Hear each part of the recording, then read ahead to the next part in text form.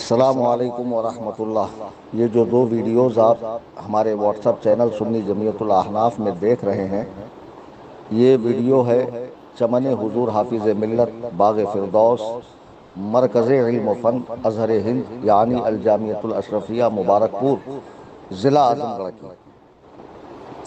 اس میں جو طلباء کی پوری ٹیم دوڑتی ہوئی نظر آ رہی ہے، نعرہ تکبیر و رسالت اور مسلک اعلیٰ حضرت کے نعرے لگ رہے ہیں۔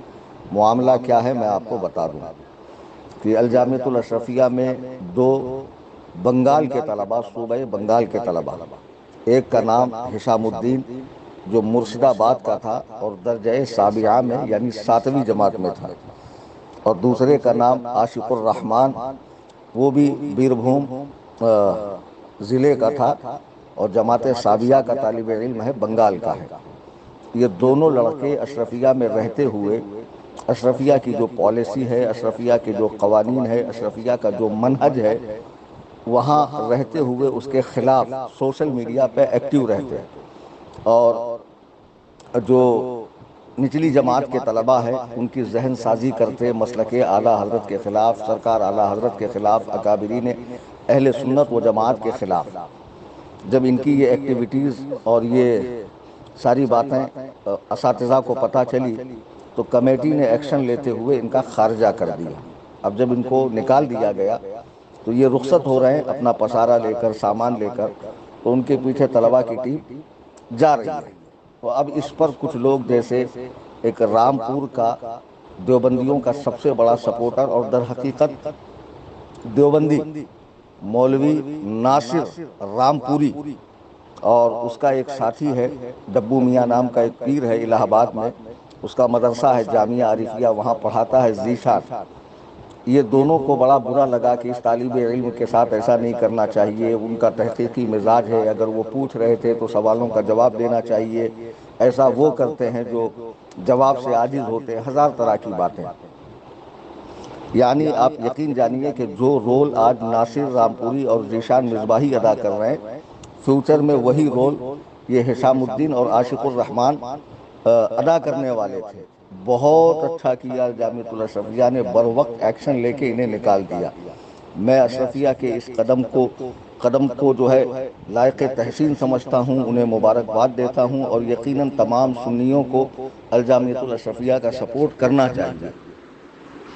اب میں یہ عرض کر رہا ہوں کہ کچھ لوگ اس پر بہت عجیب و غریب کمنٹ کر رہے ہیں، بھدے کمنٹ کر رہے ہیں کہ یہ صحیح نہیں ہے اور ایسا نہیں ہونا چاہیے۔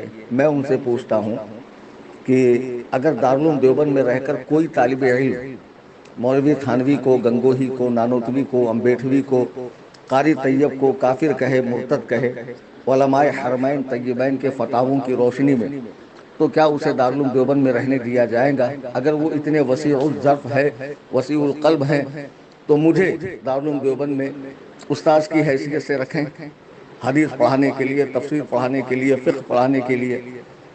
اسی طرح غیر مقلدین کے جو ادارے ہیں جیسے جامعہ سلفیہ ریوڑی تالاب بنارس، وہاں پر رہ کر کوئی ابن قیم، ابن تیمیہ، عبدالوہاب نجدی، ناصر الدین البانی، عبدالعزیز ابن باز، ان کی مخالفت کرے تو کیا اس کو وہاں رکھا جائے گا؟ بالکل نہیں رکھا جائے گا۔ جو مدارس اپنے مسلک اور اپنے منہج کو سپورٹ کرتے ہیں اور اس کے مطابق وہ چلتے ہیں اور ان کی اپنی پالیسیز ہوتی ہے، اگر کوئی بھی ان کے خلاف کرے تو ظاہر سی بات ہے اس مدرسے میں اس کے لیے گنجائش نہیں ہے۔ اب یہ کہنا کہ دیکھو طلباء کی بھیڑ ان کے پیچھے لگ گئی اور یہ ہو گیا، وہ ہو گیا، طلباء کے اندر اخلاق نہیں ہے، ایسا نہیں ہونا چاہیے، تو بھائی بچے ہمارے ہوں، آپ کے ہوں، بچے بچے ہوتے ہیں، اور بچوں کے اندر جب کچھ اس طرح کا معاملہ ہوتا ہے تو جوش آ جاتا ہے۔ کیا آپ نے یوٹیوب کے اوپر وہ ویڈیوز نہیں دیکھے جب دارالعلوم دیوبند کا رزلٹ آتا ہے تو وہاں کے طلباء بھاگتے ہوئے، ایک بچہ تو بندر کی طرح دیوار پہ معلق ہو کر رزلٹ دیکھتا ہے؟ یہ کون سے اخلاق ہے، یہ کون سی تعلیم ہے کہ اتنے بڑے ادارے کے طلباء کو اتنی بھی تمیز نہیں ہے کہ اپنا رزلٹ کیسے دیکھنا چاہیے، اپنا نمبر کیسا دیکھنا چاہیے؟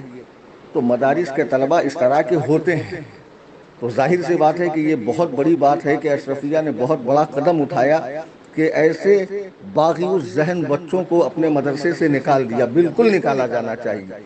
بات یہ نہیں کہ انہوں نے صرف اعلیٰ حضرت کے خلاف بکواس کی یا کہا کہ اعلیٰ حضرت کا ہر فتویٰ ماننے کے لائق نہیں، یا اعلیٰ حضرت کی تحقیق درست نہیں ہے، یا اعلیٰ حضرت اپنے بزرگوں سے اختلاف کرتے ہیں، یا اعلیٰ حضرت غیر مستند روایات کو یا بغیر سند کی روایات کو قبول کرتے ہیں، بلکہ یہ اور بھی دیگر بدعقیدگیاں پھیلا رہے تھے۔ یہ اشرفیہ میں رہ کر بریلوی ادارے میں، جس کو چندہ بھی بریلوی دیتے ہیں، بریلویوں کا کھا کر اہل سنت و جماعت کے بزرگوں کے اوپر طعن و تشنیع کر رہے تھے، اور فیس بک وغیرہ پہ فیک آئی ڈیز بنا کر یہ تحقیق ہوئی ہے تبھی انہیں نکالا گیا ہے۔ فیس بک وغیرہ پہ فیک آئی ڈیز بنا کر الگ الگ ناموں سے الگ الگ پوسٹ کرتے، ایک پوسٹ کرتا دوسرا اس کو سپورٹ کرتا، اور جب ان کی آئی ڈی بین ہوتی تو اس کے بعد پھر دوسری آئی ڈی بنا لیتے۔ تو اشرفیہ نے بہت صحیح قدم اٹھایا ہے۔ آج یہ بچے اعلیٰ حضرت پر جرأت کر رہے تھے، کل ان کی جرأت بڑھ کر امام اعظم تک پہنچتی۔ یہ غیر مقلدانہ ذہنیت ہے، اور ہم نے دیکھا کہ جو تاج السریہ سے الجھے اعلیٰ حضرت تک پہنچے، اور پھر وہ اعلیٰ حضرت ہی تک بس نہیں رہے بلکہ کبھی حضور غوث اعظم اور امام اعظم تک پہنچ گئے، پکے غیر مقلد بن گئے، یا پھر رافضی ذہن کے ہو گئے کہ حضرت امیر معاویہ پہ، حضرت سفیان پر، حضرت ہندہ پر، حضرت طلحہ زبیر پر، یہاں تک کہ حضرت ابو بکر و عمر کی افضلیت کے منکر ہو گئے۔ تو اشرفیہ نے بالکل صحیح کیا ہے۔ یہ 7ویں جماعت کے طلبہ تھے، 1 سال باقی تھا۔ اب میں جانتا ہوں جب ان کو نکالا گیا ہے تو ایسے بہت سے بدعقیدوں کے ادارے ہیں جو ان کو پہلی فرصت میں اپنے یہاں جگہ دیں گے۔ جی ہاں، یا صلح کلیت کا مزاج رکھنے والے نام نہاد سنی، جامعہ عارفیہ ہو گیا، جامعہ نظامیہ ہو گیا، ایسے بہت سے ادارے ہیں جو پہلی فرصت میں ان کو اپنے یہاں جگہ دیں گے۔